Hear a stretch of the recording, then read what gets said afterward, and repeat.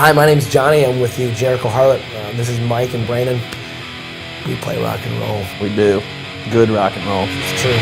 Addiction comes to me every night in my dreams. When John and I sit down, or all three of us sit down, it's something really does happen. When one of us shows up with an idea and we really start to collaborate on it lyrically, with a melody line, with a riff, with a beat, Sure. whatever it might be, it ends up being really, really good, and something I think that all three of us end up being really, really proud of and get excited about playing it and letting other people hear it, and hopefully that they get as excited as we are. We really want to connect with people and form a bond with them, and you know, try to maybe try to influence them to just look at people a little differently.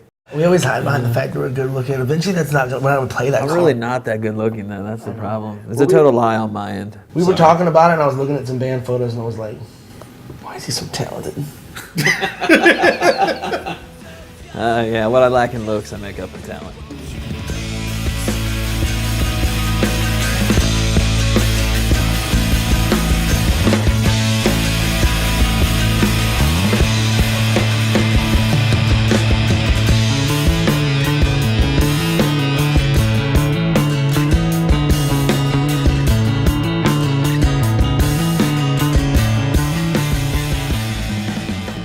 We have a couple songs that talk about some hard facts of life.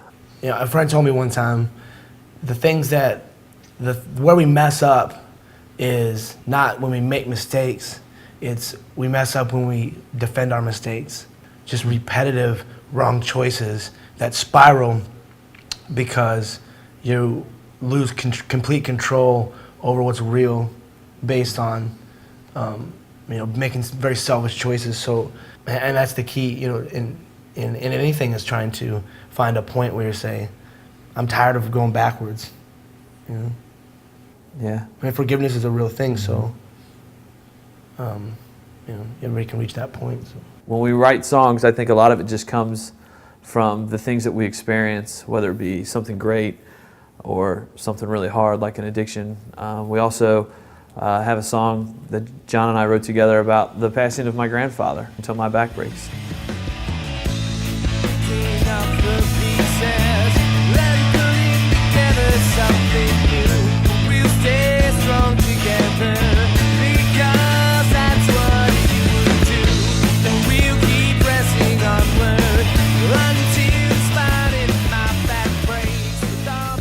It's just a little bit outside of the box of what the Jericho Harlot normally would do. Yeah, that's why it's cool, though. It raises the envelope a little bit, I think. Yeah, it does. It kind of opens us up just to a little different realm of style of music. The writing process is so much fun.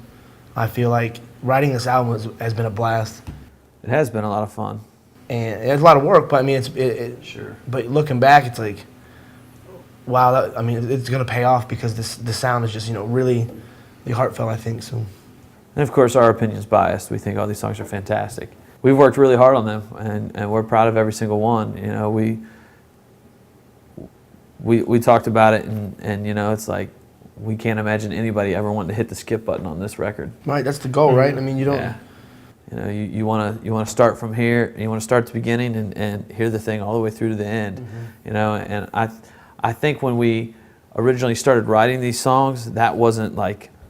That's not what we were trying to do. We were just trying to do what it is that we do best, and I think that really comes across in this record just through collaboration.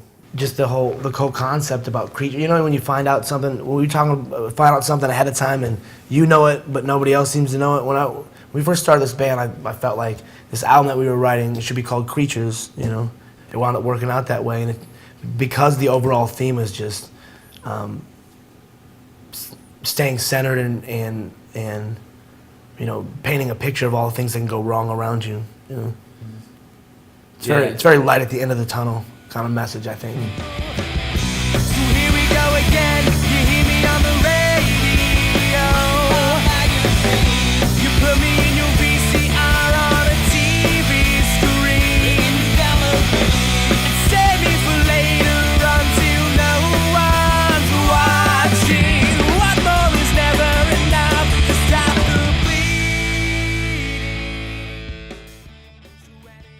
Brandon did a lot of the production work, sitting at the computer and hashing out the mixing and all that jazz. I didn't want to have to try to do two things at once.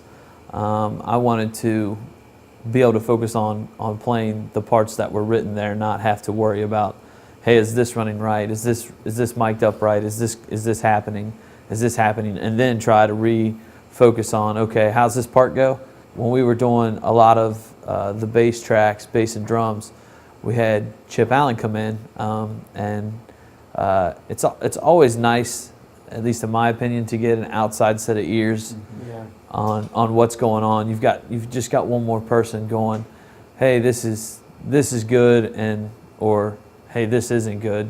You guys might want to rethink about how you're doing this, or it's coming across. We might think it's coming across this way when really it's not. It's coming across a total different way. And Chip is also going to be the guy that mixes and masters this record for us.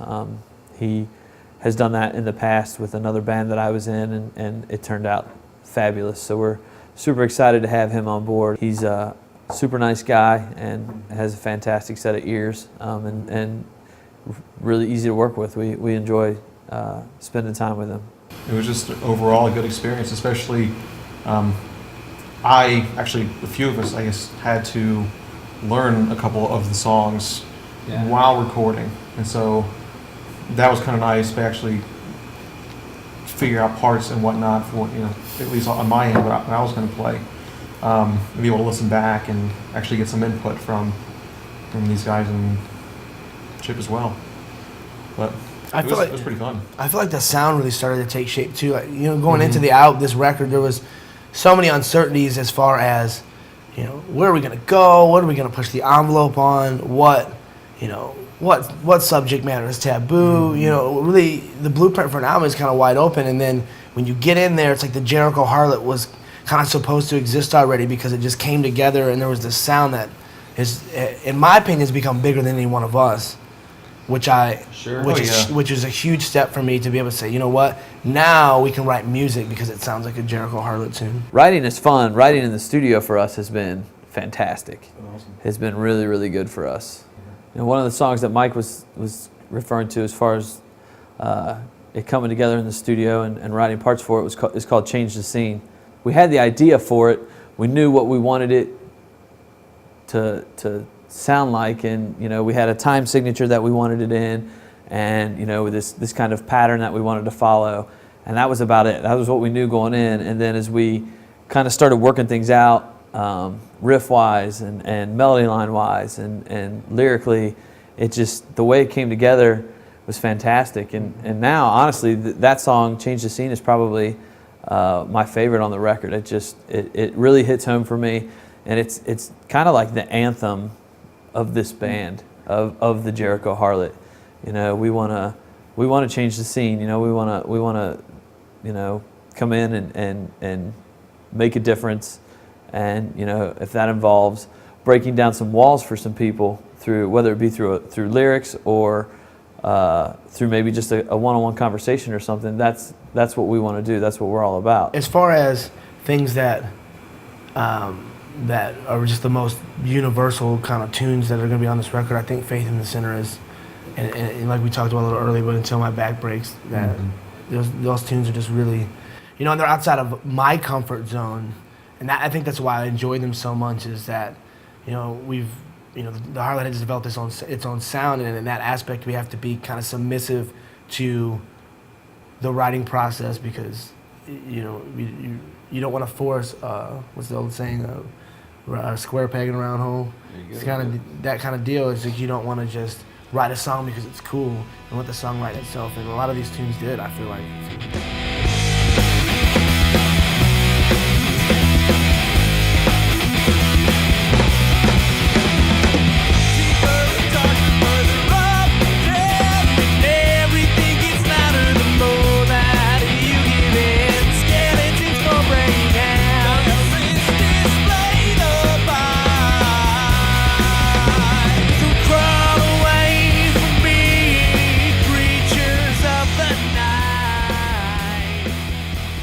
We've got this new record coming out. It's called Creatures.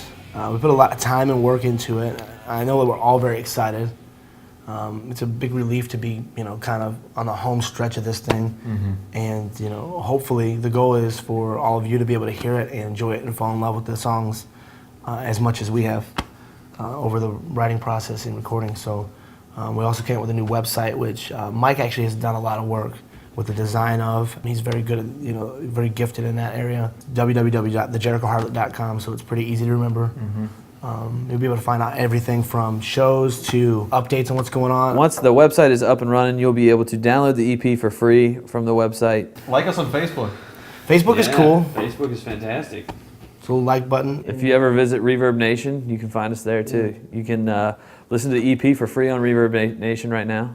And then the Creatures record will be on iTunes, will be on Amazon, and will be on the website for purchase. We're going to do a digital release to raise some funds to actually print physical copies. So if you really, really, really like this record, you can download it, and then shortly thereafter, you'll be able to buy a physical copy of it if you would like to look at all the pictures and read the lyrics and all that stuff. Some people still really dig that. I myself like.